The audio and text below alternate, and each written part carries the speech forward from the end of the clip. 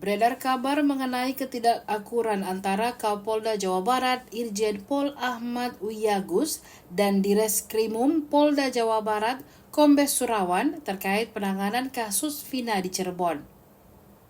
Meskipun belum ada konfirmasi resmi dari pihak terkait, isu ini menyoroti dinamika internal di kepolisian. Irjen Pol Ahmad Wiyagus tidak pernah muncul dalam proses penanganan kasus Vina sepanjang Polda Jawa Barat terlibat dalam penyelidikan tersebut. Sementara itu, Kombes Surawan juga pernah menjadi sorotan setelah Pengadilan Negeri Bandung mengabulkan gugatan pra-peradilan yang diajukan oleh Peggy Setiawan terkait kasus tersebut. Kombes Surawan yang lahir di Tuban, Jawa Timur pada 4 Mei 1974 memiliki rekam jejak yang impresif di bidang kepolisian. Dia lulus dari Akademi Kepolisian pada tahun 1995 dan telah menempuh berbagai pendidikan lanjutan di Perguruan Tinggi Ilmu Kepolisian atau PTIK, serta Sekolah Staf dan Pimpinan atau Sespim Lendiklat Polri. Sebelum menjabat sebagai Direskrimum Polda Jawa Barat sejak Juni 2023, Surawan telah mengemban berbagai jabatan strategis di Korps Bayangkara, termasuk sebagai Kepala Kepolisian Resort atau Kapolres Bantul dari tahun 2013 hingga tahun 2015.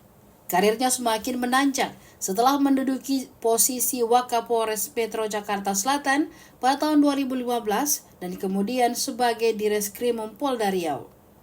Pada tahun 2022, Surawan dipercaya sebagai penyidik Madya Unit 5 Bareskrim Polri dan analis kebijakan Madya Bidang Pidum Bareskrim Polri, sebelum akhirnya menjabat sebagai Direskrimum Polda Bali pada tahun 2023. Barulah setahun kemudian ia diangkat sebagai Direskrimum Polda Jawa Barat.